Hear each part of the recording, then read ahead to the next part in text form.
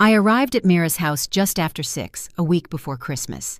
The street was lit with blinking lights, warm and steady, but her house was the only one sitting in darkness. No porch light, no hallway glow, not even the soft lamp she always left on by the stairs. I stepped out of my car and felt the cold bite across my face. Something was wrong. Mira never kept the house this silent. I walked up the path, my eyes scanning everything: the pulled-back curtains, the untouched snow on the front mat, the faint outline of footprints that didn't match Mira's boots or Jason's shoes. I stopped at the bottom step and frowned. Those weren't her steps. Too wide, too heavy. I steadied my breath and climbed the stairs. As I raised my hand to knock, a voice tore through the quiet. "Stop! Please, stop!" I turned sharply. A man from the house next door was running toward me, waving his arms. His face was pale, his breath fogging in the air. He reached me, chest heaving. "Ma'am, don't go in. Please don't go in." "Tell me why," I said. My voice stayed low and firm. He swallowed hard. "I already called 911. "Why?" I pressed. His hands shook. "I saw someone inside your daughter's house, someone who wasn't her. They were moving in the hallway. The lights went out, and then I heard something fall. Hard." I didn't blink. "When?" "Maybe 15 minutes ago." I didn't waste time on panic. "What did they look like?" "I don't know. Dark clothes, wrong height for Mira, definitely not her." Before I could ask more, sirens echoed down the street. Blue and red lights splashed across the snowy pavement as 2 patrol cars stopped abruptly. Officers stepped out fast. One called out, "Ma'am, step away from the door." I answered, "My daughter and her husband live here. I need this door open now." The officer nodded and tested the knob. Locked. He signaled to the partner with the ram. I pointed at the handle. "The lock is strained. Someone forced it earlier. Hit it higher." The officer paused, looked, and saw I was right. "She's correct." They adjusted position. 1 strike, wood cracked. 2nd strike, metal snapped. The door swung open with a heavy groan. A dense, cold darkness waited inside. The officers entered first, flashlights cutting through the room. I stepped behind them, staying close enough to see everything. The living room was disturbed, but not like a robbery. A chair tilted, a throw pillow on the floor, a lamp leaning sideways. Nothing missing, nothing smashed, just wrong. I pointed at the mantel. Mira would never leave that candle burned out. Someone touched this room after she was here. One officer crouched, shining his light along the hardwood floor. "Hold up. Blood." I moved beside him. A thin trail of drops led from the hallway toward the kitchen, fresh enough that the edges were still glossy. "What happened to my daughter?" I asked. No tremble, no break. The officer stood. "We don't know yet, ma'am. Stay behind us." "Tant!" I didn't move back. I looked toward the hallway. The bedroom door was half open, though Mira always closed it to keep heat in. The kitchen door was ajar, and a faint draft pushed through. I pointed. "The back door is open. Whoever was here left through it." Daniel stood behind me, voice cracking. "I told you. I wasn't imagining it. I knew something was wrong." I nodded once. "You did the right thing calling the police." Another officer radioed, "Possible assault. Back entry open. Unknown suspect may still be nearby." I tightened my grip on my bag and stepped farther into the room. The air was cold, but one thing was clear. Whatever happened here happened recently, and Mira was nowhere in sight. The officers pushed deeper into the living room, flashlights cutting through the dim space. I stayed close, not interfering, but refusing to stand back like a bystander. This was my daughter's home, and every detail mattered. One officer requested, "Ma'am, please allow us to clear each room first." "My presence won't slow you," I replied calmly. "I understand this house better than any of you." The room was disturbed in subtle ways only someone who knew Mira intimately could recognize. Her Christmas pillow had been nudged off-center on the couch. Mira never left it crooked. A coaster sat on the floor by the recliner as though knocked aside in a struggle. But nothing was shattered, nothing rifled through. My attention locked onto a white ceramic mug on the coffee table. A snowflake pattern circled the rim. A thin wisp of heat floated upward. I moved toward it, stopping just close enough to examine. Without touching, I held my hand above the cup. The warmth radiated clearly. "She was here minutes ago," I noted steadily. The officer nearest me leaned in. "How can you be so certain?" "She hates cold cocoa. She drinks it immediately. The temperature tells me this wasn't poured long before something happened." He paused, reassessing the entire room with new urgency. I straightened and scanned the hallway. Mira kept her home tidy to a fault. Her exact habits were etched into my mind. One framed photo hung slightly crooked. It had been perfectly aligned for years. Below it, a faint smear on the wall stood out under the flashlight beam, wider than the width of her shoulders. "Someone brushed this walking fast," I observed. The officer beside me murmured, "Could be." "It doesn't match Mira or Jason's build," I added. "This is unfamiliar." A light draft slid across the hardwood floor. I followed it toward the kitchen. There, spaced across the tiles, lay 3 small drops of blood, fresh enough that the center still shined. One officer crouched down. "We've got more blood." I lowered myself to view it from eye level. Not enough for a major wound, more like skin scraped during a struggle. He studied the droplets.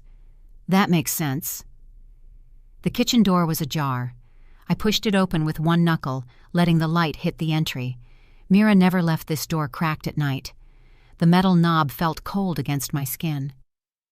"Mira's hands always warm this handle," I remarked. "She touches it often. This cold means someone else opened it recently." The officer stared at the knob, then at me. "You read a lot from small details." "I pay attention. That's how people stay alive." Behind us, another officer shouted from the hallway, "Garage door's open!" My chest tightened. I crossed the kitchen quickly, steps measured but fast. The officer lifted the garage door. It groaned, echoing into the cold space.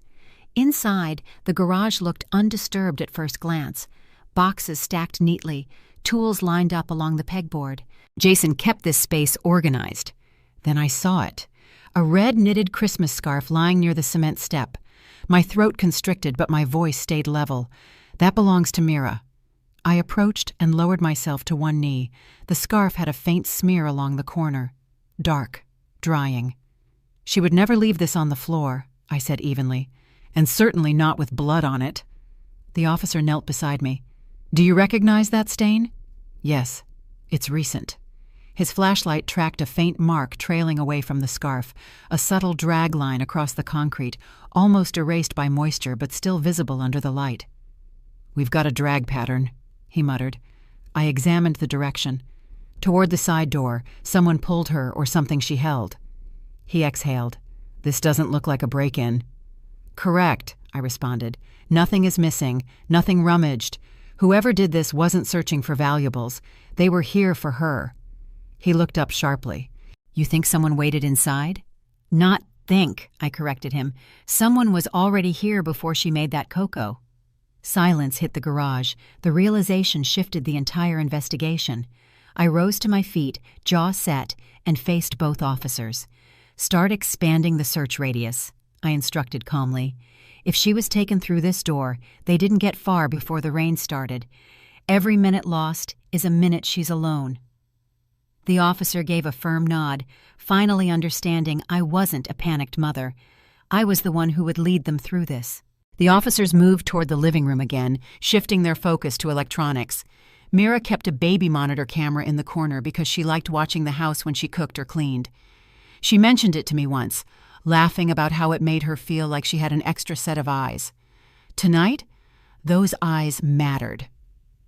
One officer reached for the device. "We've got a recording unit here." "Pull the last hour," I instructed, folding my arms. My voice didn't rise. It didn't need to. He connected the monitor to his portable screen. The video blinked on, grainy at first, then sharpened. I stepped beside him, standing close enough to see every detail. Mira appeared on the feed. She was walking from the kitchen, placing the cocoa mug on the table. Her hair was tied back loosely, her sweater sleeves pushed up. She looked tired, more tired than she ever admitted to me. A knot tightened in my chest. "Rewind 10 seconds, I requested. The officer tapped the controls. Mira paused mid-step. The faint sound of her humming came through the tiny monitor speaker, something she did when she felt safe. But her safety didn't last. Mira glanced toward the front door, puzzled by something we couldn't see. She took one small step forward, then hesitated. She sensed something. Instinct. Just like mine. "Slow it down," I murmured. The footage shifted to half speed. Mira turned slightly, as if listening. Then, behind her, a figure emerged at the edge of the frame. A woman, thin, dark hair, standing too still. The officer's breath caught. What the hell? The woman didn't break into the house. She didn't smash anything. She simply stepped out of the hallway shadows as if she had been waiting there, waiting inside the home. My jaw clenched hard enough to ache. "Pause it." The image froze. The woman's face hovered behind Mira, partly hidden by the angle of the camera. Her posture was wrong, forward, tensed, ready to lunge. "Zoom in," I instructed. The officer tapped the controls again. The face became clearer. Sharp cheekbones, hollow eyes, a stare that didn't blink. "Do you recognize her?" the officer asked. "No," I answered quietly, "but she recognizes Mira." We watched as Mira turned fully, realizing someone was behind her. The instant fear on her face felt like a punch in the chest. She stumbled backward. The woman lunged. The camera shook violently. The picture tilted and showed only the ceiling for a moment before the image cut off. Then silence. Another officer swallowed hard. This wasn't a robbery. She didn't go through drawers. She wasn't searching for anything. She was waiting, I stated. A moment passed before the first officer looked at me. Who could she be? Not someone Mira would ever invite inside, I answered. And she's too comfortable moving through this house. She's been here before tonight. The room fell quiet. The officer rewound the footage again, studying the woman's stance. She knew the camera was here. She moved around it intentionally. Of course she did, I replied. She didn't want to be seen until she decided it didn't matter anymore. The baby monitor beeped softly as it looped to the end of the recording. Mira's face never reappeared. A cold pressure settled in my chest, but my voice stayed level. We need her name. Someone in this city knows who she is. The officer nearest me nodded. We'll process the footage and run facial recognition. One of them stepped out to radio Detective Harris, requesting immediate review. Across the room, Daniel Brooks lingered in the doorway, pale and shaken. That's the woman I saw, he muttered. I knew something was wrong the second she moved past the window. I turned toward him, my expression steady. Your timing helped more than you know. His hand trembled. I didn't want to imagine the worst. You imagined correctly tonight, I responded. And you acted. As the officers carried the device to their vehicle for processing, I looked once more at the paused frame, the hollow-eyed woman watching my daughter just seconds before she struck. My pulse stayed steady. My mind did not. Whoever she was, she had walked into my daughter's home like she belonged there. And that told me everything I needed to know. This wasn't random. This was personal. Detective Harris arrived 20 minutes after the footage was pulled. His entrance changed the air in the room, focused, efficient, ready to assemble the pieces. He carried a laptop under his arm and walked straight toward the dining table. Mrs. Hartley, he greeted with a firm nod. We've isolated the woman's face from the footage. I need your cooperation as we run this through the system. You'll have it, I replied, stepping beside him. Jason rushed in at that moment, out of breath, clothes wrinkled, hair disheveled. His keys clattered against the floor as he scrambled to pick them up. Where's Mira? He demanded, voice cracking. What's going on? My eyes met his, controlled, assessing. She's missing. You arrived late. His face crumpled, remorse pushing through every line. My phone died. I didn't see the calls. Focus, I instructed sharply. Panic won't help her. He froze, almost flinching at the firmness in my voice. Detective Harris interjected. Mr. Ward, we found evidence of a struggle and an unknown woman inside your home. We're reviewing your connection to her. Jason's confusion twisted into dread. Unknown woman? No, I don't. Harris opened the laptop and turned it toward him. The zoomed frame appeared, the dark-haired woman lurking behind Mira. Jason's lips parted in shock, his face drained of all color. You recognize her, I noted. My tone leveled into something colder. His shoulders sagged. Rachel Corman. I inhaled slowly. Explain.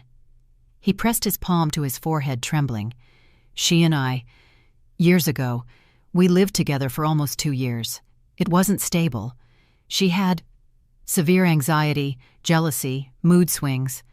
I left because it became dangerous. I should have told Mira. I should have told you. Dangerous how? Detective Harris pressed. Jason swallowed. She would disappear for days. Show up suddenly at my workplace. Once she threatened to hurt herself if I didn't come home. I filed for a restraining order, but she begged me to withdraw it. I gave in. That was your mistake, I responded, voice steady, unblinking. And now, Mira is paying for it. Jason covered his face, collapsing into the nearest chair. I didn't think she'd come back. I thought she left the state. She said she would. People like her don't just disappear, I countered quietly. They wait. Detective Harris lifted a folder from his bag. We ran her license. She's been staying in multiple motels near this neighborhood for the last 3 months. Jason's head snapped up. 3 months? Harris spread several printed motel receipts on the table. She checked into the Blue Pine Lodge 6 weeks ago, the Evergreen Motor Inn 3 weeks ago, and 2 nights at the Gardenway Motel, all within 3 miles of this home. I stared at the receipts, noting dates, durations, the deliberate consistency of her presence. She's been watching Mira for a long time. Harris nodded. We also located traffic camera footage from 2 days ago. He clicked a video file. A dark SUV rolled into the frame.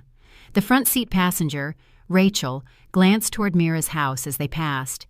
Jason let out a pained breath. I can't believe she was still around. You didn't monitor her, I answered. You hoped ignoring your past would erase it. Problems don't disappear because you pretend they're gone. He dropped his gaze to the floor, shame pulling him downward. Detective Harris scrolled through additional documents. We retrieved fragments of her medical and psychological files, public records only. She was evaluated for instability last year, high emotional reactivity, obsession tendencies, a history of stalking behaviors. I locked eyes with Harris. She wasn't here by accident. No, Harris agreed. This was planned. Jason clenched his fists. Why target Mira? Why her? Because Mira represents the life Rachel thinks she lost, I answered plainly. Your marriage, your stability, everything she couldn't hold on to. Jason shook his head in disbelief. Mira didn't do anything to her. Some people don't need provocation, I replied. They just need someone to blame. Harris tapped the laptop. We also learned she purchased a prepaid phone last week. Last ping was near the marsh area heading toward Francis Marion National Forest.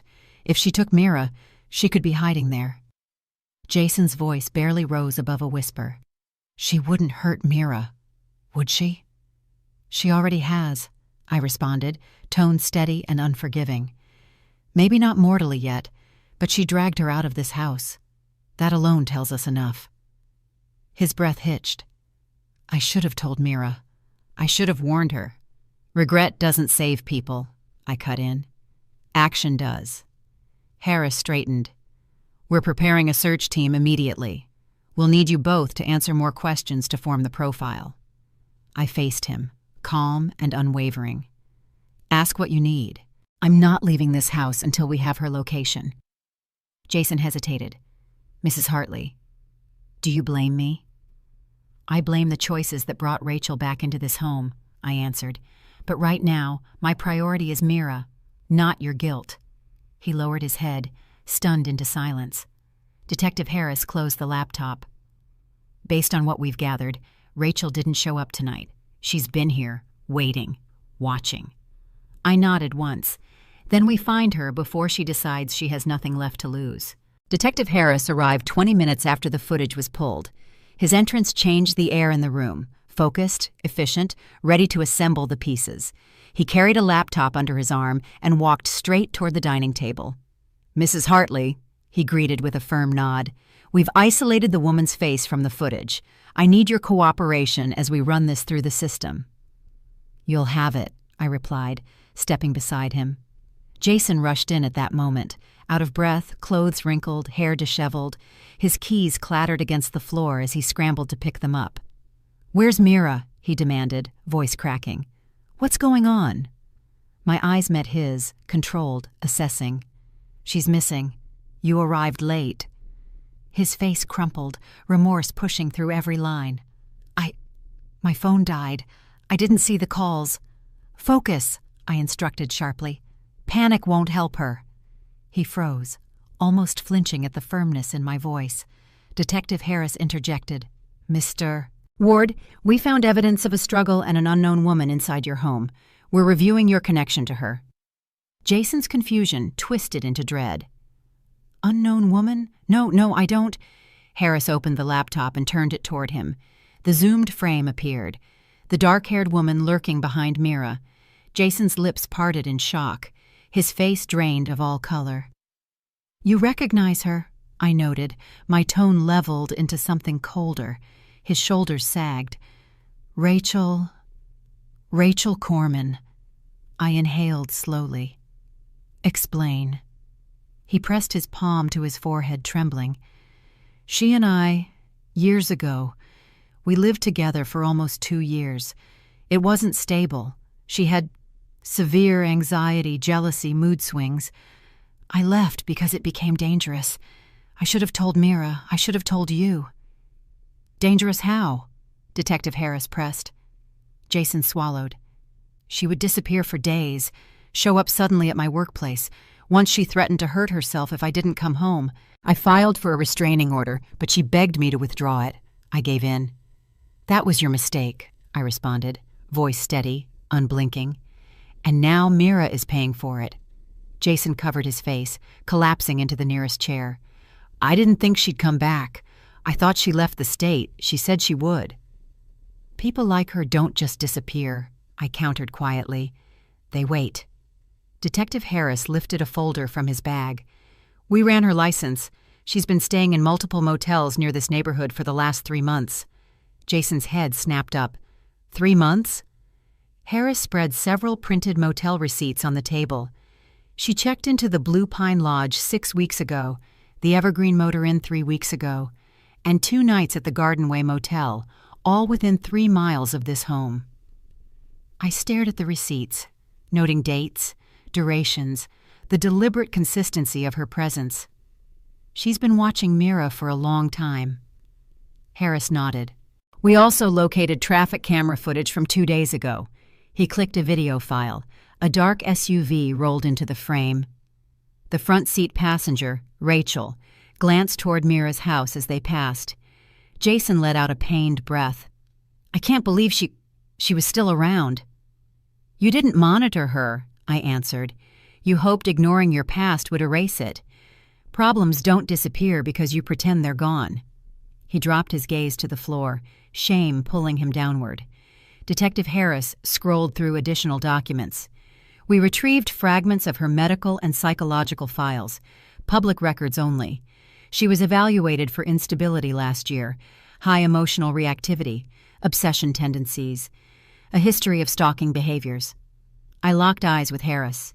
She wasn't here by accident. No, Harris agreed. This was planned. Jason clenched his fists. Why target Mira? Why her? Because Mira represents the life Rachel thinks she lost, I answered plainly. Your marriage, your stability, everything she couldn't hold on to. Jason shook his head in disbelief. Mira didn't do anything to her. Some people don't need provocation, I replied. They just need someone to blame. Harris tapped the laptop. We also learned she purchased a prepaid phone last week. Last ping was near the marsh area heading toward Francis Marion National Forest. If she took Mira, she could be hiding there. Jason's voice barely rose above a whisper. "She wouldn't hurt Mira." "Would she?" "She already has," I responded, tone steady and unforgiving. "Maybe not mortally yet, but she dragged her out of this house. That alone tells us enough." His breath hitched. "I should have told Mira. I should have warned her." "Regret doesn't save people," I cut in. "Action does." Harris straightened.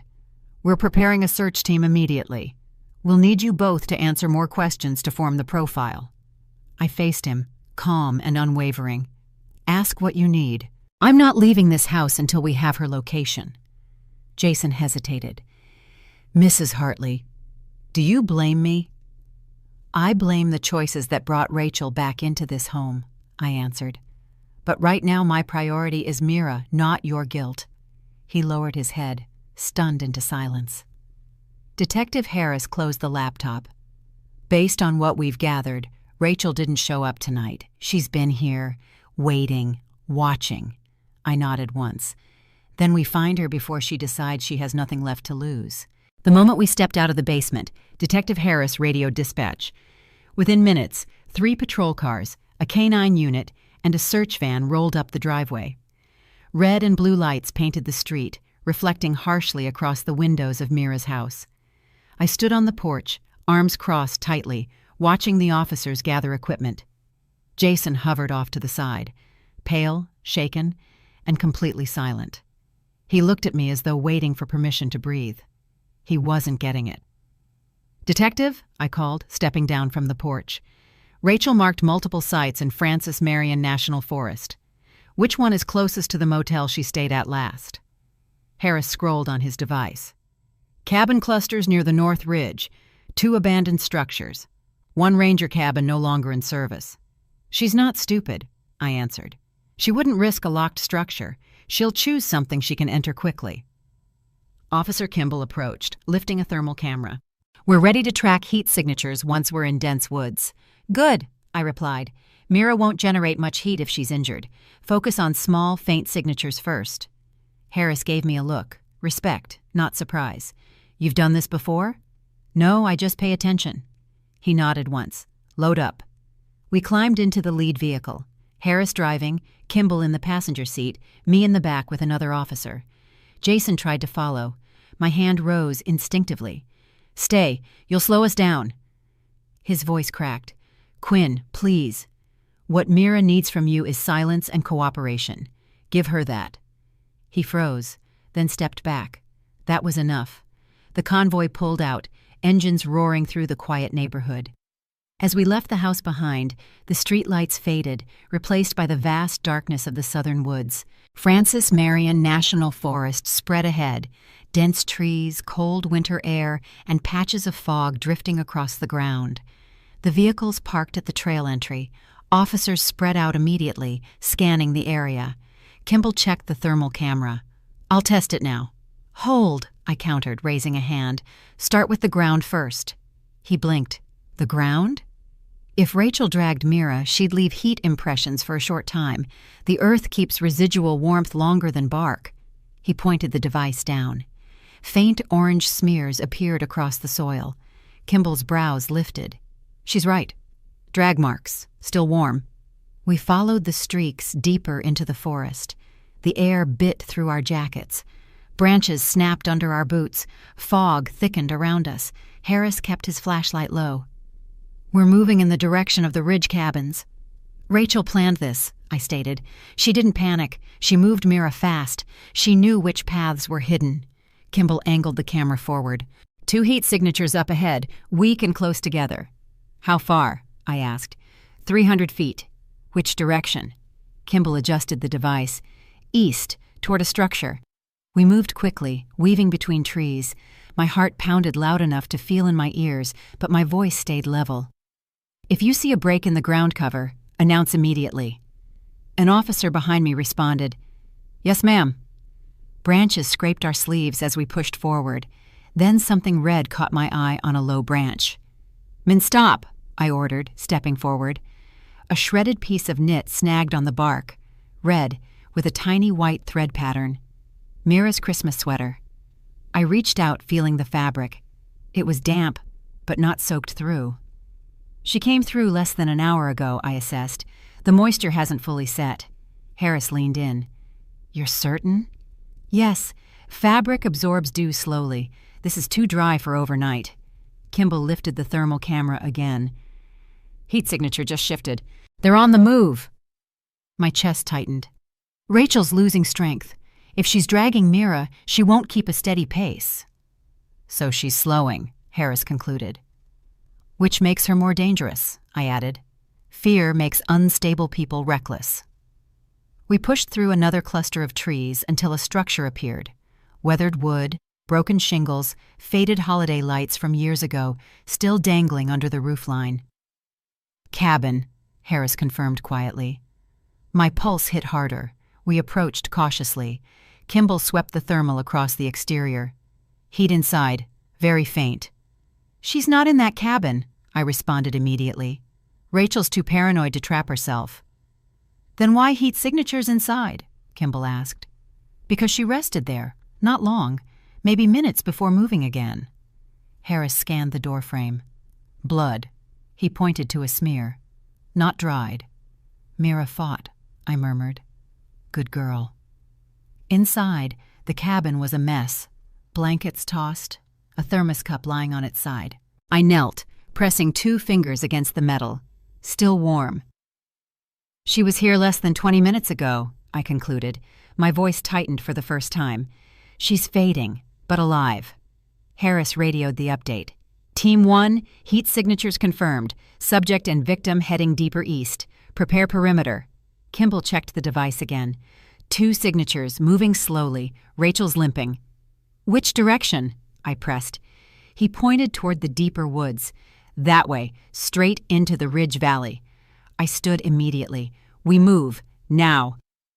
The officers aligned behind Harris, weapons lowered but ready. I stepped beside him. I'm going in front, I stated. Mrs. Hartley, she's my daughter, and you need someone who reads Rachel's pattern faster than the device. I stared him down. You know I'm right. After a tense beat, Harris gave a curt nod. Stay between me and Kimball. We advanced. Branches whipped our arms. Frost bit at our faces. But we kept pace. Not running, but fast enough to shrink the distance between us and the shifting heat signatures. Kimball whispered urgently, heat pattern narrowing. They're just ahead. My heart hammered, but my voice came out like steel. Mira, hold on. I'm coming. We pushed deeper into the valley, toward the faint echo of something. Movement, breath, struggle.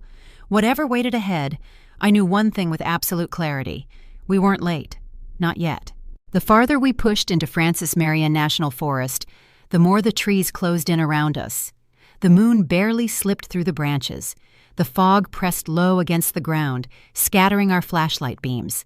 Officer Kimball kept the thermal camera lifted in front of him, while Detective Harris scanned the area for movement. I stayed in front, just ahead of Harris, but not far enough to be pulled back. That was non-negotiable. Update, I demanded, eyes locked forward.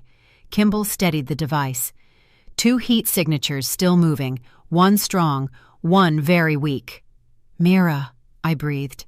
Not despair. Calculation. Rachel's dragging her, and she's slowing. Harris adjusted his grip on his flashlight.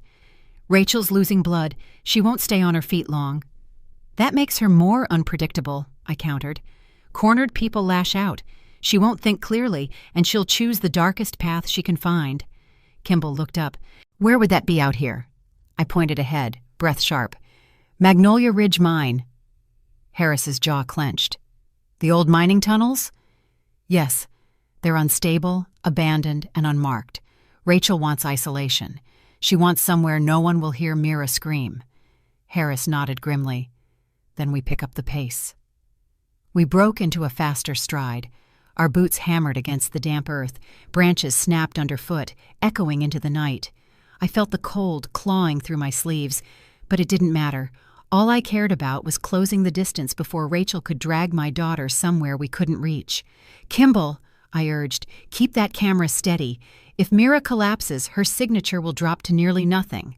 I've got it, he confirmed, eyes locked on the screen. We continued deeper until the ground changed. Harder, rockier, uneven. I crouched quickly and touched the soil. "Stop." Harris stepped beside me. "What do you see?" "Drag marks," I identified. "Not footprints." Mira was pulled, and the pattern shows Rachel stumbled. Twice. Kimball lowered the thermal. "How do you know it was twice?" "Because the soil breaks are uneven." I pointed to 2 indentations in the path. "This one is deep. Rachel fell forward. This one is shallow. She caught herself, but slipped again." Harris stared at me with something like awe. "You could teach half my recruits." "I don't care about recruits," I responded. "I care about my daughter." We climbed a small ridge, and that's when I spotted it. A torn strip of red fabric caught on a jagged branch. Mira's sweater. I reached for it, rubbing the fibers between my fingers. The chill settling into the knit told me everything. "She passed here less than 30 minutes ago," I concluded. "The dew hasn't fully set." Kimball checked the thermal again. "Signatures just shifted left, heading toward the rock formations." Harris turned his head sharply. "Magnolia Ridge." We pushed forward. The woods thinned slightly, replaced by towering boulders and jagged stone walls rising unevenly from the earth. The mine was close, very close. A cold gust cut across the trail, carrying a faint metallic scent. Blood. Harris cursed under his breath. "Rachel's bleeding more heavily now." "That won't slow her down," I countered. "She'll only get more desperate." Kimball stopped abruptly. "Ma'am, detective, look." He pointed the thermal camera toward a massive rock structure. The screen glowed faint orange where the stone sloped down into a narrow opening. The entrance to Magnolia Ridge Mine. I stepped forward, pulse slamming in my ears. She took Mira inside. Harris examined the ground. Blood drops. Fresh. One of the officers swallowed hard. "This place is dangerous. The tunnels collapse without warning." I stared at the dark opening, my voice steady. "Then we move fast." Kimball angled the thermal toward the entrance. 2 signatures inside the mine, one almost gone. My stomach twisted, but my voice stayed even. "Mira's close to passing out." Harris stepped behind me. "Mrs. Hartley, once we enter, follow my commands. The tunnels are unpredictable." "I'll stay where you need me," I replied, "as long as I'm still close enough to reach my daughter." He didn't argue. He knew better. We moved toward the mine entrance. The cold wind funneled out of the tunnel, carrying the sound of distant movement, shuffling, breath, something heavy being dragged.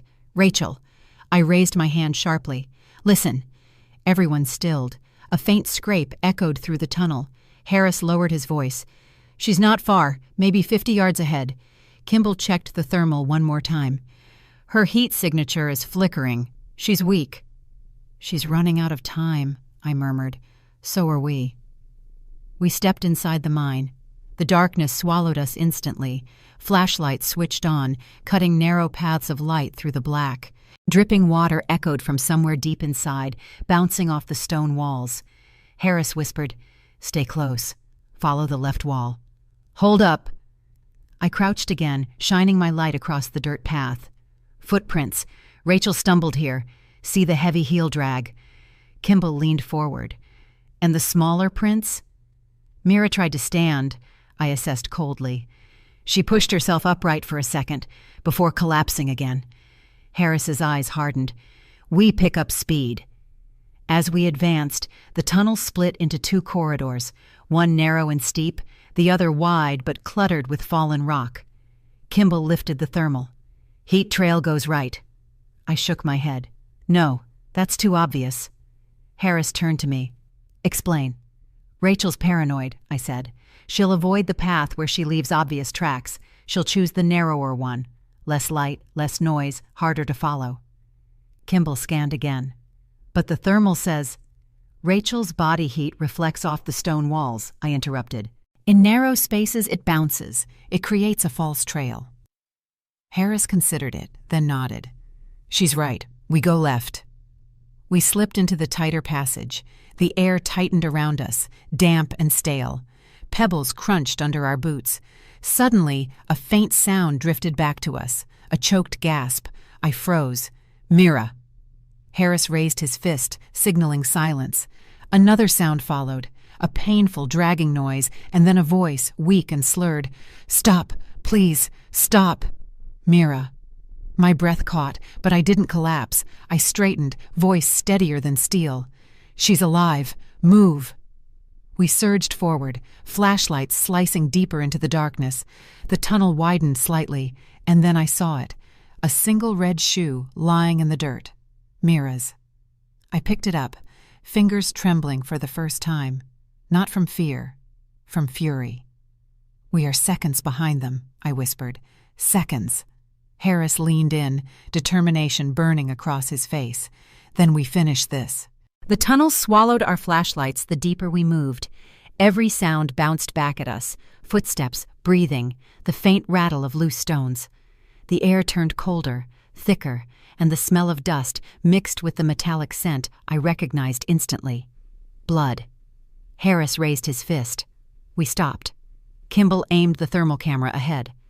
2 heat signatures. Faint. They're close, maybe 100 feet. "Keep moving," I ordered quietly. My voice didn't shake. It couldn't. We advanced until the tunnel opened into a wider chamber. Our lights cut across jagged rock walls dripping with moisture. A wooden support beam leaned crookedly, barely holding its own weight. Kimball examined the thermal screen again. Signatures stopped moving. "Rachel rested," I responded. "She's losing strength faster than we thought." Harris swept the beam across the left side. "Blood drops. Fresh." My pulse kicked hard, but my voice stayed low and sharp. "She dragged Mira through here. Look at the spacing." Rachel stumbled again. Kimball frowned. "How can you tell?" "The smear pattern," I pointed. "She caught herself on the wall. Mira didn't leave that mark. Rachel did." The team nodded, trusting me without question now. We crossed the chamber carefully. Loose stones crunched under our boots. Every step felt like it could trigger a collapse. The mine groaned above us, dust falling in small drifts. "Listen," I murmured suddenly. Everyone froze. A weak cry echoed faintly from deeper inside the tunnel. High-pitched at first, then smothered, almost like someone covered a mouth. "Mira." My hand tightened around the flashlight until my knuckles strained. Harris whispered, "It came from the right side tunnel." "No." I shook my head immediately. "That's echo bounce. The mine distorts sound. She's ahead. Straight. Not right." Kimball angled the thermal camera. "She's correct. The signatures are directly ahead." We hurried forward, but not recklessly.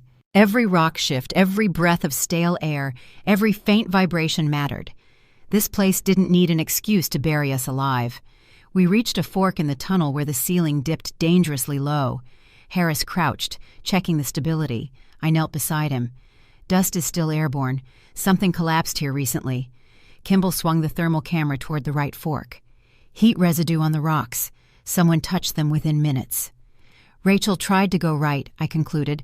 "The collapse blocked her. She backtracked." "Then she took the left route," Harris said. "No," I corrected. "Not left either. Look at the ground. No drag path. No blood trail." Harris's brows tightened. "Then where?" I turned my flashlight upward. The beam caught fresh scrape marks along the stone. "She climbed over," I stated, rising quickly. "She dragged Mira up the sidewall and around the collapse."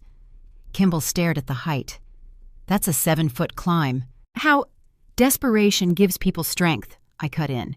"Fear gives them more." Harris radioed the second team. "We're climbing the right wall. Bring rope back up." Before the officers could prepare gear, I was already climbing. Harris grabbed my arm lightly. "Mrs. Hartley, let us go first." "No," I responded, eyes locked on the top ledge. "If Rachel is seconds ahead, I need to be the one she sees first." Harris hesitated, then released my arm. "Stay between me and Kimball." I climbed. The rock scraped my palms, but I ignored it. When I reached the ledge, I pulled myself up, sweeping the light across the new path. My stomach tightened. A red stain smeared across the ground. Mira's blood. I knelt, touching it with my fingertips, analyzing the warmth. "She passed here less than 10 minutes ago." Harris and Kimball climbed up behind me. "Heat signatures still forward," Kimball whispered. We moved again, faster now, urgency rising, but controlled. The tunnel narrowed, forcing us to squeeze through a tight passageway. Rocks scraped our shoulders. Dust choked the air. I heard another distant cry, faint, weak, terrified. "Mira," I breathed. Her voice broke something inside me, but it sharpened something else. Resolve. We reached another chamber, larger, shaped like a bowl carved into the earth. Echoes swirled in every direction, overwhelming with noise. Kimball lifted the thermal camera. "She's here, somewhere in this chamber. Kill the flashlights," I ordered. Harris looked at me with surprise. "Why?" "Light creates shadow pockets. Rachel will hide in them. In the dark, she can't track our aim." Harris nodded. "Lights off." Darkness engulfed us instantly. Kimball whispered, "Thermal on." The device glowed, carving the darkness into shapes. 2 faint heat forms appeared at the far end of the chamber, one slumped on the ground, one crouched behind a column of stone. "Rachel." I gripped Harris's arm. "Don't spook her. She'll use Mira as a shield." "Agreed," Harris murmured. We inched forward, slow and silent. A whisper broke the darkness. "Don't. Come closer." Rachel's voice, fragile, unstable, unhinged. My heart hammered, but my voice stayed steady, cold as steel. "Rachel, look at me." Her breathing hitched. "Stay where you are." "Mira can't stand," I continued, taking one step. "And you can't carry her anymore. You're bleeding out." Rachel let out a broken laugh that cracked mid-sound. "She took everything from me." "She took nothing," I replied. "You lost Jason long before Mira existed." A stone clattered as she shifted. The thermal picked up her movement. She was swaying, barely balanced. "She's planning to run," I whispered to Harris. "She's desperate." Rachel's voice trembled. "I won't let you take him." "You never had him," I responded sharply. "You had chaos, and you mistook it for love." Silence. Then, movement. Rachel pushed against the stone column, dragging herself upright. The chamber rumbled. A slab of rock above her loosened, shaking violently. Harris jerked forward. "Rachel, don't move!" Her foot slipped. The ceiling crack thundered. "Move!" Harris barked. The rock came crashing down as Rachel screamed, a sound swallowed instantly by the collapse. Dust exploded into the chamber. Debris rained down around us. We ducked, covering our heads. When the dust settled, Rachel lay crushed under the fallen rock. Kimball scanned quickly. One heat signature gone, one faint remains. Mira. I didn't wait. I ran toward the faint heat spot, toward my daughter, my voice breaking just enough to prove I was human. "Mira, I'm here." Dust still drifted through the air when I reached the slumped heat signature on Kimball's thermal screen. The beam cut through the settling cloud, and Mira's shape slowly appeared, curled against the stone floor, wrists bruised, breath shallow. "Mira," I whispered, already dropping to my knees beside her. Her eyelids fluttered, but didn't fully open. Her lips parted, releasing a faint sound that barely carried through the dust. "Mom?" "I'm right here," I murmured, steadying her head and checking her airway. Her breathing rattled, uneven, weak. "You stay with me." Detective Harris jogged over, coughing from the dust. He knelt beside us. "She's alive. Pulse is weak, but there." "Get EMS on standby at the entrance," I instructed him. "The second we get her out, I want a med team ready." Kimball scanned the chamber again. "Heat signature from Rachel is gone. Impact killed her instantly." "Good," I answered, not with cruelty, just finality. "She made her choice, and Mira deserves to live." Mira's fingers twitched around my wrist. She dragged me."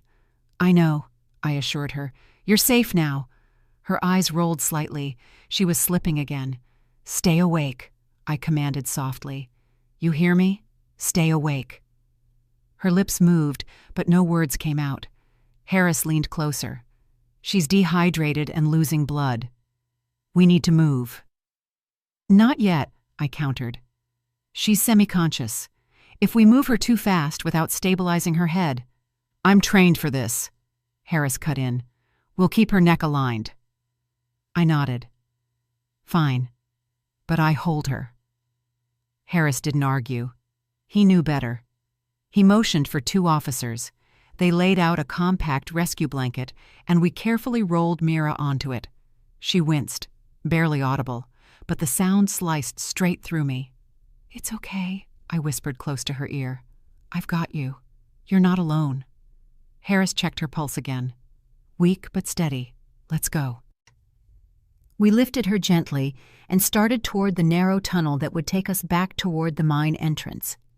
Kimball scanned ahead with the thermal in case the collapse triggered aftershocks, but as we took the first step forward, a sharp echo tore through the chamber. 3 officers froze. Harris raised his hand. "Everyone hold!" I stiffened. "What was that?" Kimball aimed the thermal camera toward the left wall. "Movement." My eyes narrowed. "Rachel?" "No," Harris responded. "Her body's under 300 pounds of rock. She's not moving." Kimball squinted. "Small signature, behind the fallen rocks, probably debris settling." A second echo burst from the tunnel. Mira flinched violently in my arms. I tightened my hold. "We're moving, now." The climb down the rock shelf felt twice as dangerous, with Mira strapped to the rescue blanket. Harris lowered himself first, guiding her legs down, while Kimball and I eased her upper body over the ledge. "Easy," Harris murmured. "One step at a time." My hands never left her. When all 3 of us reached the lower tunnel, Mira's breathing faltered. I positioned her chin, opening her airway again. "Stay with me, sweetheart." Her lashes quivered. "Mom, I couldn't breathe." "You breathe now," I responded firmly. "That's all that matters." We continued forward, navigating around loose rocks and freshly fallen debris. Every shift in the tunnel ceiling made dust rain down. One wrong vibration, and the whole system could collapse. Kimball kept the thermal pointed ahead. "We're almost to the choke point." "The narrow pass?" I asked. "Yeah," he confirmed. "We'll need to angle Mira sideways." "No twisting," I countered sharply. "She might have spinal trauma." Harris stepped beside me. "We'll go slow. I'll support her neck." We reached the choke point, a narrow squeeze barely wide enough for 1 person. Harris assessed it, then turned to me. "You lead us through," he instructed. "She responds better to your voice." I nodded once and positioned myself ahead. "Pass her forward," Harris murmured. Carefully, agonizingly slowly, they angled Mira's body upright. Her head rolled slightly to the side. I snapped gently. "Eyes on me, Mira. Focus on my voice, just my voice." Her eyes opened the tiniest bit. "Good girl," I whispered. "Now we move." We slid through the narrow pass, inch by inch, Harris keeping her neck stable, Kimball supporting her hips. At one point, a rock scraped across her thigh, and she whimpered in pain. "I know," I murmured. "I know. Just a little more." Halfway through, the tunnel groaned above us, long and deep. Everyone froze. Kimball whispered, "That sounded bad." "No one breathes deep," Harris warned. "Don't shift your weight." A pebble rolled from the ceiling, then another. I closed my eyes for a second, grounding myself. "We're not dying in here," I stated flatly. "Not tonight. Move." The team trusted me. We moved. When we slipped free from the choke, Mira's body sagged. Her pulse fluttered wildly under my fingers. Harris checked her again. "Her blood pressure is dropping." "Then we hurry," I responded. We moved faster now, cautiously but urgently, until a faint glow appeared ahead. The tunnel widened, and the cold outdoor air filtered through the mouth of the mine. "Entrance in sight," Kimball announced. Mira's eyes flickered at the light. Her hand twitched weakly against the blanket. "That's it?" I whispered, brushing her knuckles. "You're almost out. Hold on." When we reached the mine entrance, Officer Ramirez and the paramedic team rushed forward. One medic dropped to her knees. "Vitals?" Harris delivered quickly. "Weak pulse, shallow breaths, blood loss, dehydration, probable concussion." "Get the bag valve mask," the medic ordered. Another team member tore open a kit, prepping lines and oxygen. They fitted the mask over Mira's mouth and began compressions to help her breathe. "Rate is improving," the medic confirmed. "BP is still unstable. We need to medevac her ASAP." A helicopter rotor thundered in the distance. Jason appeared suddenly from behind one of the support vehicles, eyes red and frantic. "Mira! God! Mira!" He tried to rush forward. I stepped into his path so fast he skidded to a stop. "Back!" I ordered curtly. "But—" "Back!" I repeated, voice slicing through him. "You don't go near her until she's stabilized." He trembled, tears filling his eyes. "Is she— will she— She's alive," I answered firmly. "Because we found her in time. Because people acted. Because she fought." His face crumpled. "I should have— Your guilt doesn't help her," I cut sharply. "Your presence doesn't help her. Let the medics do their job." He nodded slowly, braking. Slowly. The medics lifted Mira onto a stretcher and secured her. The helicopter descended, wind blasting across us. The medic yelled over the noise, "One parent only!" I stepped forward. "I'm going!" Jason took a half step, pleading. "Quinn, please!" I turned my head, voice firm and non-negotiable. "You stay here. You lost the privilege of going with her tonight." His face fell. He didn't argue. The medics guided me toward the helicopter. As we lifted Mira inside, her hand slipped from the blanket. I caught it instantly. Her fingers twitched, weak, but there. "I'm here," I whispered over the roar of the blades. "I'm not leaving." The helicopter lifted, and for the first time since this nightmare began, Mira's chest rose with a little more strength. She wasn't safe yet, but she was alive. The helicopter blades thundered above us, sending dirt and cold air whipping across my face as the medics secured Mira inside. I climbed in after them, never releasing her hand. Her skin felt icy, almost weightless in my palm. "BP's crashing," one medic warned as she tightened the oxygen mask. "We need IV access now." The second medic snapped open a kit and worked fast, fighting the vibration of the aircraft. Vein collapsed, starting another line. Mira's chest rose shallowly. Her eyes barely moved under her lids. "Talk to her," the first medic urged. "Keep her responsive if you can." I leaned close. "Mira, breathe with me. In and out. You stay awake. That's an order." Her eyelids twitched once. The pilot's voice boomed through the headset. "ETA to Charleston General, 9 minutes. Winds are rough tonight. Hold tight." "Make it 7. I pushed through clenched teeth. "She needs that OR waiting." "Doing what I can, ma'am." The helicopter jolted, dropping several inches before stabilizing.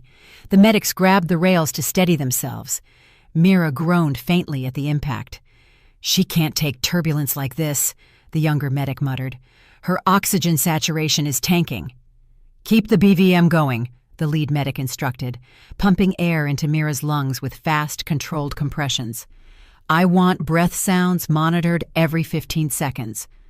I kept my hand on Mira's cheek, steady, firm. "Stay with me, sweetheart. You hear the rotor? That's life coming for you. Keep breathing." Another violent gust slammed the side of the helicopter. The medic cursed under her breath. "Pilot, can you climb? We're hitting too many downdrafts." "Negative," the pilot answered. "Stormfront is pushing us low. Strong tailwind. We're riding it." "Then ride faster," I snapped. The medic glanced at me, half startled, half grateful someone was demanding exactly what she needed. Mira coughed weakly under the mask. Her body jerked slightly. "Good, Mira," I whispered, squeezing her hand. "Give me more. Keep fighting." Her fingers tried to curl around mine. Barely. But they tried. The medic checked the monitor. Heart rate dropping. Thready. Oxygen improving, but not enough. She needs fluids. "Line in," the younger medic announced. "Pushing bolus." The helicopter shuddered again. Then the pilot's alarm beeped sharply. "Hold on," the pilot warned. "Crosswinds ahead. This is going to get rough." The aircraft lurched sideways. Equipment slammed against the wall. A metal drawer flew open, scattering supplies. One of the IV bags slid across the floor. I reached out instantly, caught it with one hand, and shoved it back into the medic's reach. "Got it! "Thank you," she gasped. Mira's head rolled slightly. Her breathing stuttered. "BP still falling," the medic muttered while checking the numbers. "We're losing her." "No," I answered, shaking my head hard. "Not after everything she survived." "You keep her awake. I'll keep her anchored." I leaned close again. "Mira, open your eyes. Just a little. Look at me." Her lashes fluttered twice. "There you go," I murmured. "Don't quit. Not now." The younger medic clamped the second IV. "Fluid's running." The pilot's voice thundered again. "We're 3 miles out. Turbulence about to break." "Push it," I demanded. "Already pushing, ma'am." The wind screamed past the helicopter. The rotors strained, but the aircraft finally leveled. The medic seized the moment. "Check lungs." I lifted Mira's shoulder slightly while they listened. "Left side diminished," one confirmed. "Right side barely audible." A cold weight settled in my stomach. "Internal bleed?" "Likely. We can't confirm until imaging." The medic held her mask firmly in place. "Honey, stay with us, okay? Breathe in, breathe out." Mira didn't respond. Her monitor beeped twice. Too slow. No, the medic whispered. "Come on, baby girl, stay with—" I leaned in sharply. "Mira, listen to me. You survived that cabin. You survived that mine. You're not dying in a helicopter with me holding your hand. Do you hear me? Open your eyes." Her eyelids jerked. Weak, but there. "That's it," I breathed. "Good girl," the pilot announced. "Approaching hospital pad, 30 seconds. The helicopter banked left. Mira's heart rate spiked suddenly, then plummeted again.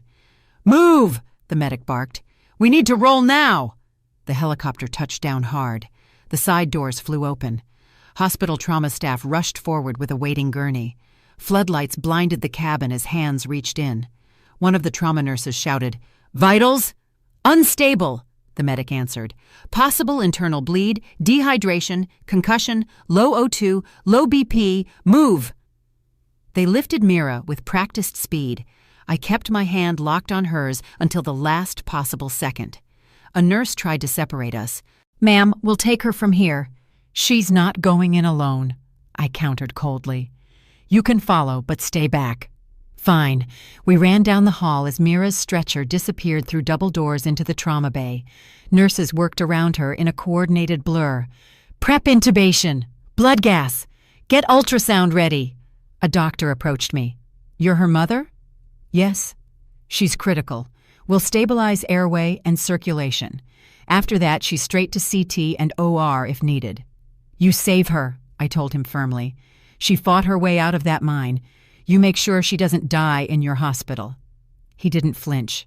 "We'll do everything." He sprinted back into the trauma bay. Jason burst into the hallway seconds later, breathless, panicked. "Quinn, how is she?" I turned toward him, my expression flat, voice steel. "Fighting for her life." He swallowed hard. I should be in there." "You should have listened to her warnings months ago," I answered. "You don't get to rewrite tonight." His face tightened in guilt and fear. The trauma bay doors swung closed. A red light blinked above them. I stood still, spine straight, breathing controlled. I wouldn't cry. I wouldn't break. Mira needed my strength more than my grief. Detective Harris jogged down the hallway, covered in dust and sweat. "They told me she made it. How bad?" "Bad enough," I answered. He nodded grimly. "We'll secure the mine site. The state will handle Rachel's body, and we'll review every second of evidence."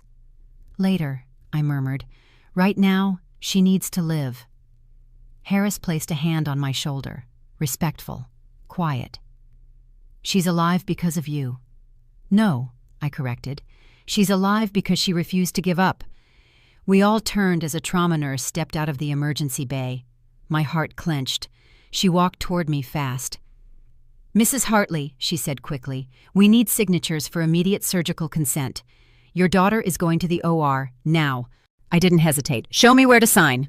The double doors to the operating hallway slammed open as 2 nurses rushed Mira's stretcher toward the surgical wing. Machines beeped wildly beside her, alarms screaming warnings none of us dared to say out loud. Tubes and wires covered her chest. Her skin was pale, drained, too still. A surgeon in blue scrubs walked fast beside the bed, barking orders. Move anesthesia, get blood ready, notify trauma ICU, possible liver bleed, possible rib puncture. I followed right behind, refusing to fall back even when staff tried to block me. Ma'am, you need to stay behind this line, one nurse attempted. I cut her off. I stay until those doors close. She didn't push again.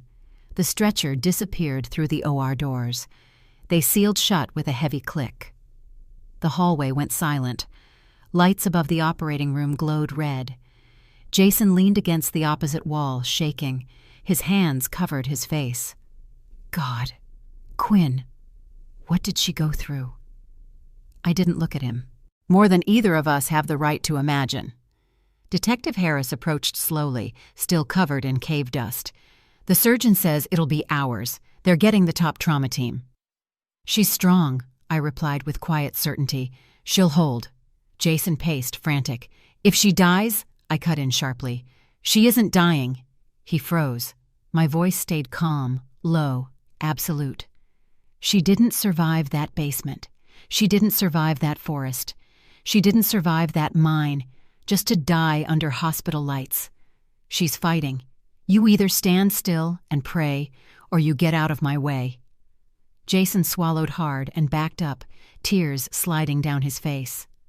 Harris cleared his throat. ICU nurse will update us as soon as she's out of surgery. Good, I answered. I'm not leaving this hallway. 3 hours passed, then 4, then 6. Every time the doors cracked open, I straightened. Every time a nurse walked past, I demanded the same sharp, precise question. Status? And every time they told me, she's still in surgery. Jason had worn himself out pacing. Now he sat slumped in a chair, elbows on his knees, hands clasped in helpless prayer. He tried to speak to me twice. I refused both times. I wasn't here for comfort. I wasn't here for apologies. I was here for Mira. Harris walked back from the break room with a cup of bitter hospital coffee. You need water, he pointed out gently. I'm fine. You haven't moved in 6 hours. I'll move when my daughter walks again. He didn't argue. He just sat beside me silently, respectful, steady. A different kind of ally than the medics, but one I trusted. Minutes later, the OR doors slid open. A nurse stepped out, eyes sharp with urgency. Mrs. Hartley, they're closing up now. She's going to ICU. My chest tightened, but I kept my composure. Alive? Yes. Critical, but alive. Jason broke down in tears, covering his mouth. Harris exhaled slowly, nodding as if he'd been holding that breath for hours. They rolled Mira out moments later, small, fragile, wrapped in machines and tubes. Her face was barely visible under the oxygen mask. A trauma surgeon strode beside her. Mrs. Hartley, he addressed, walking without slowing. Your daughter survived the main bleed. We repaired the laceration. She has 2 broken ribs, dehydration, concussion, and severe hypoxia. She's not out of danger yet. Prognosis? I demanded. We'll know more in the next 12 hours. Her brain needs time. Her lungs need help. But getting her out of that mine when you did saved her life. I walked beside the gurney as they pushed her toward the ICU elevators. Jason followed several steps behind, unsure if he had permission to stand closer. When the elevator doors closed behind Mira's bed, I placed my palm on the cold metal. She hears me, I murmured. The ICU nurse beside me nodded respectfully. Talk to her once we settle her. Some patients respond even under sedation. Good, I replied. She'll hear everything. ICU was a different world. Muted lights, quiet machines, the low hum of ventilators. Mira's room was small but full of life-saving equipment. Nurses moved efficiently around her, adjusting drips, checking vitals, connecting monitors. Her chest rose mechanically with each forced breath. The ventilator hissed with steady, unnatural rhythm. When they finally stepped back, I approached slowly. She looked impossibly young in that bed. I touched her hand and felt the faint warmth under her skin. Mira, I whispered, letting my voice soften for the first time in hours. You're here. You're safe. You can rest now. I'll stay awake for both of us. Her fingers didn't move. Her eyelids didn't stir. But her heart monitor beeped a little faster. The nurse noticed. "She heard you." I took a seat beside her bed, gripping her hand with controlled steadiness. "Good. Then she'll hear this too." Jason cleared his throat behind me. "Quinn, can I sit with her for a minute?" I didn't turn around. "You can stand, across the room." He obeyed, without a word. Harris stepped inside. "I spoke with the deputy coroner. Rachel's death is being classified correctly. Accidental collapse during felony assault. No charges will touch Mira." "Good," I replied. "She suffered enough." "And you?" he asked softly. "I don't need closure," I answered. "I need my daughter breathing on her own." The ICU nurse returned. "She's stable for now. We'll run a neurocheck soon. The next few hours are crucial." "I'm not leaving," I assured her. "You don't have to," she replied kindly. "But if you need anything, food, water, let us know." "I need her awake." The nurse smiled sadly. "One fight at a time." Hours passed. Nurses came and went. Machines beeped in endless patterns. Jason eventually sat in the chair across the room. Silent, wrung out, lost. But I didn't look away from Mira even once. Around dawn, the neuro nurse stepped in. "We're going to lighten sedation. See if she responds." My heart hammered, but my breathing stayed steady. The nurse adjusted the drip, dimmed the lights, and moved close to Mira's bedside. "Mira," she said softly, "I want you to squeeze your mother's hand if you can hear me." I leaned forward, my fingers closing gently around hers. "You hear that, sweetheart? Show us you're in there." The room held its breath. Machines hummed. Silence grew thick. Then, her finger twitched. Once, then again. The nurse's eyes widened. "There it is." A small gasp escaped Jason. I didn't gasp. I didn't cry. I just held her hand tighter and whispered, "Good girl. Come back to me." The nurse nodded. "She's fighting." "She always has," I answered. Mira's eyelids fluttered once. Slow, heavy, but real. I stood straighter, voice dropping to a soft command only she and I shared. "Open your eyes, Mira. You're safe. I'm right here." Another flutter. Then her eyes opened. Weak. Clouded. Confused. But open. Her gaze found mine, and a single tear slipped from the corner of her eye. "Mom," she breathed, barely audible. I leaned close. "I've got you." Her hand lifted a fraction. "Enough." "Welcome back," I murmured. The morning light spilled through the ICU blinds when Mira woke again, clearer this time, breathing slowly without the ventilator's full support. The mask still covered her mouth, but her eyes were aware, following every movement in the room. I stood beside her, one hand on her arm, grounding her. "You're safe," I murmured. "You're in the hospital. Trauma ICU. It's over." Her brow tightened. A small, strained whisper slipped under the mask. "Mom, how long?" 2 days since the mine," I replied quietly. "You survived because you didn't give up, and because we didn't stop."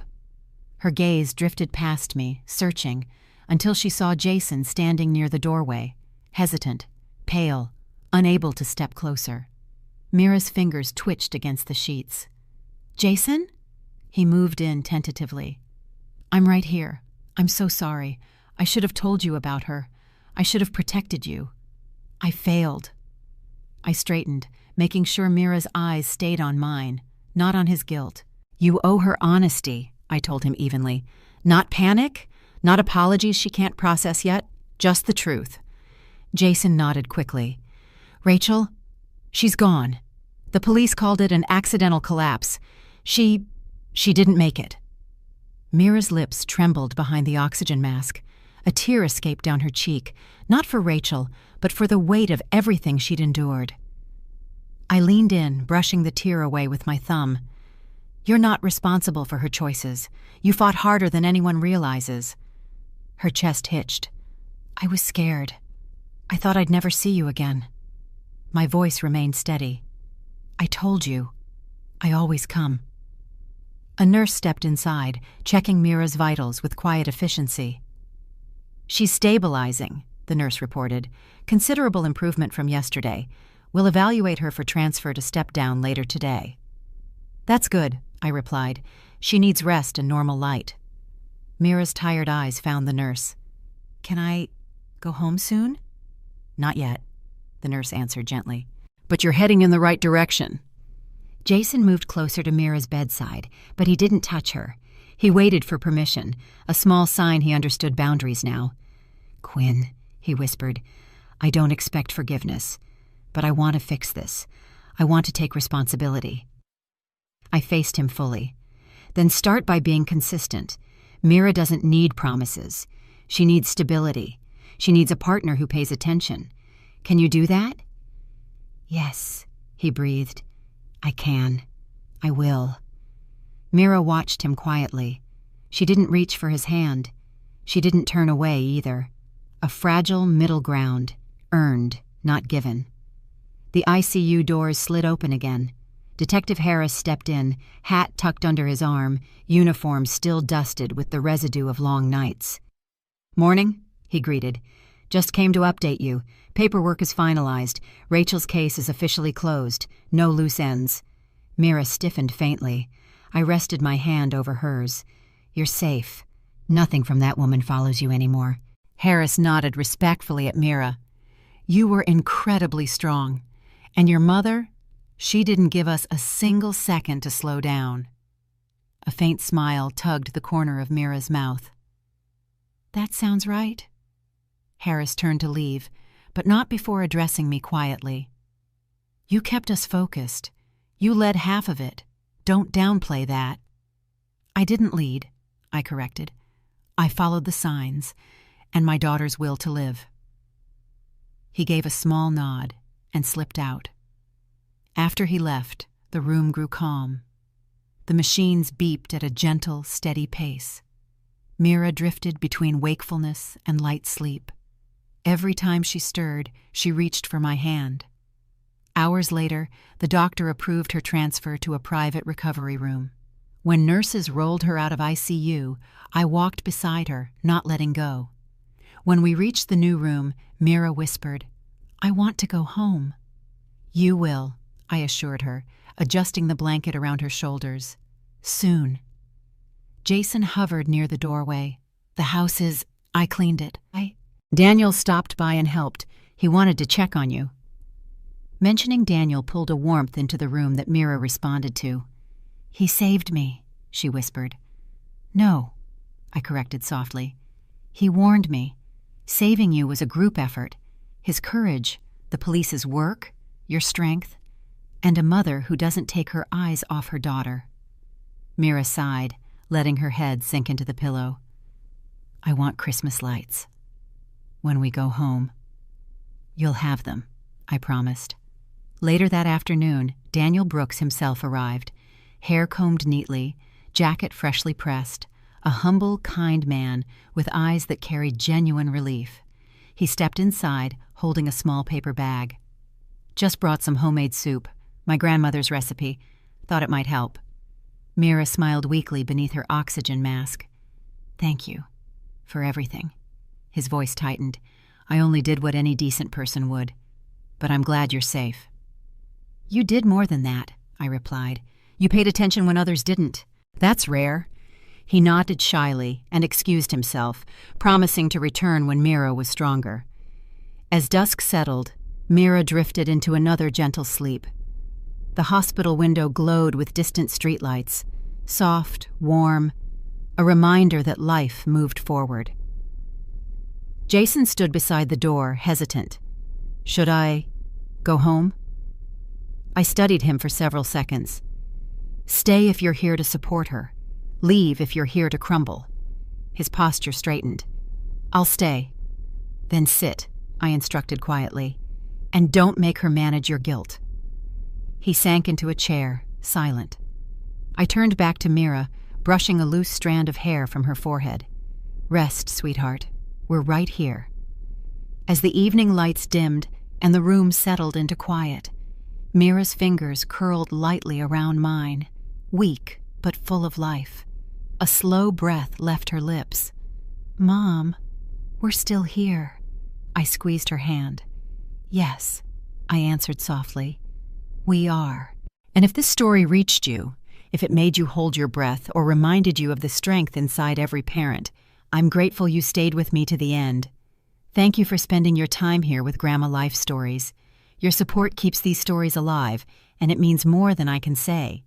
If you'd like to hear more stories of family, courage, and quiet justice, feel free to subscribe, leave a comment, or tell me where you're watching from. I always love reading your messages. Take care of yourself tonight, and I hope to see you again in the next video.